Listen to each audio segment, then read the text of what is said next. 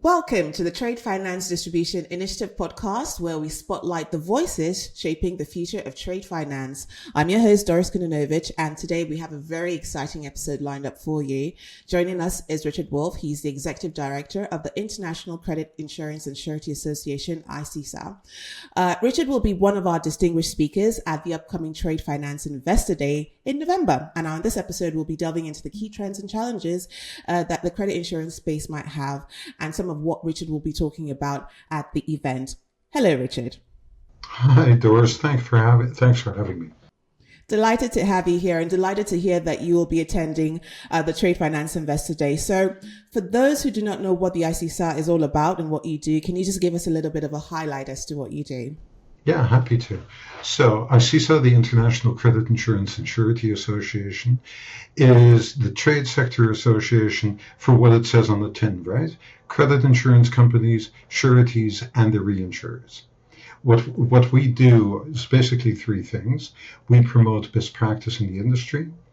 We advocate on behalf of our members to authorities, to the EU, to the PRA, who have you. And we spread the word on credit insurance and surety, and that is basically why I'm coming to your event. And we're delighted about that. Now, you do have a very unique perspective on the industry, being one of the longest running associations, if not the longest, actually. What would you say is the most significant trend that you might have seen in the credit insurance surety space now? And what areas of interest do you think you'll be bringing along to share at the event?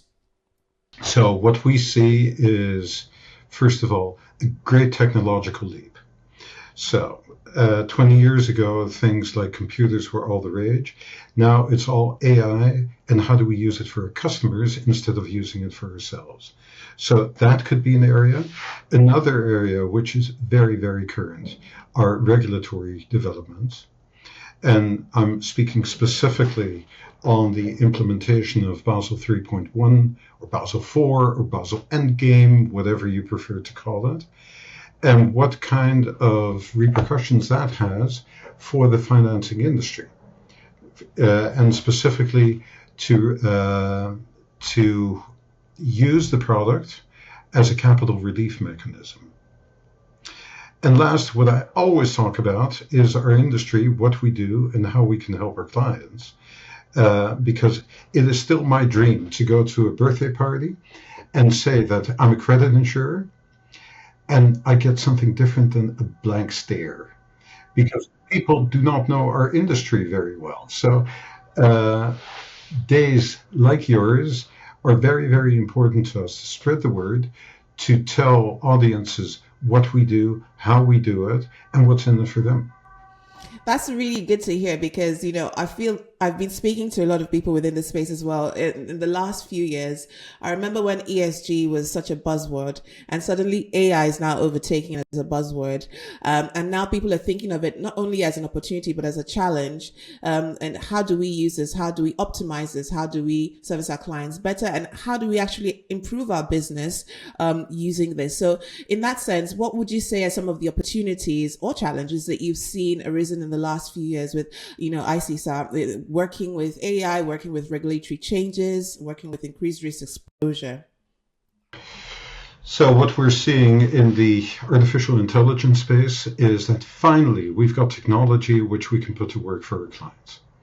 And that means risk assessment being done much more exactly, much faster. Usually if the clients of my members ask for a specific risk to be covered, they don't have the luxury to wait for 3 weeks. And that's what it was like in the bad old days, in the 60s, 70s, 80s, when if there was faraway export and we had to gather all kinds of information, it could take 3 weeks. Now, most of the decisions are taken on a split-second basis. But also to use AI to select clients, to help clients. It's not only risk selection, it's also putting tools at our customers' disposal to see what's worthwhile covering, how they can do it, what it might cost. That, I think, is a gigantic opportunity.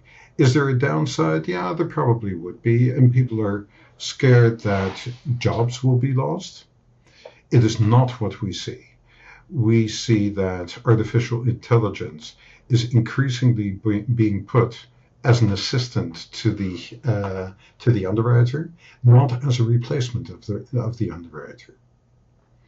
Looking at regulatory changes, that might be a different subject, and I'm being careful here because nothing is carved in stone yet.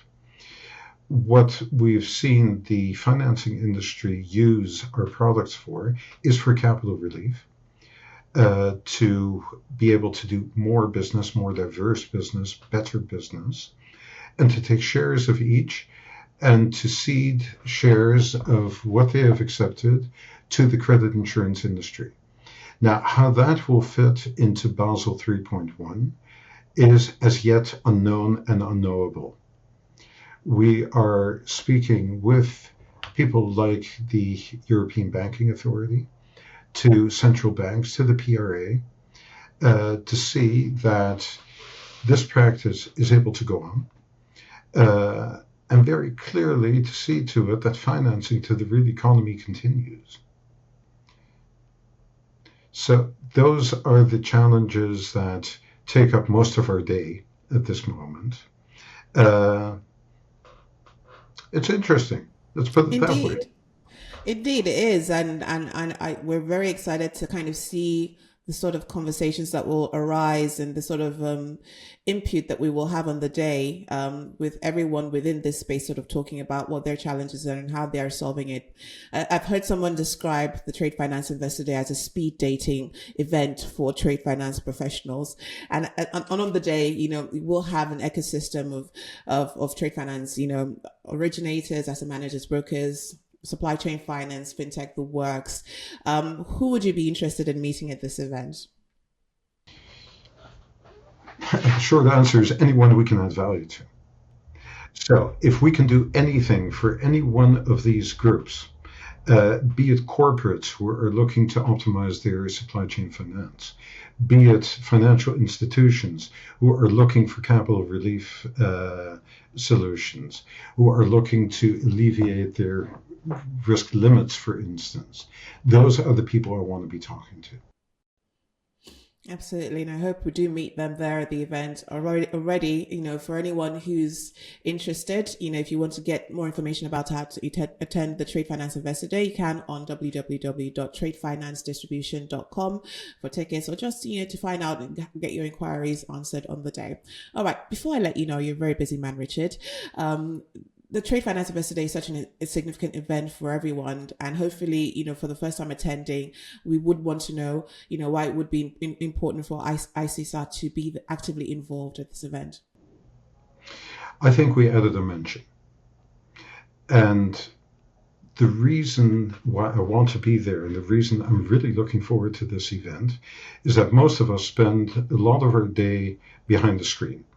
This is not where you get new ideas.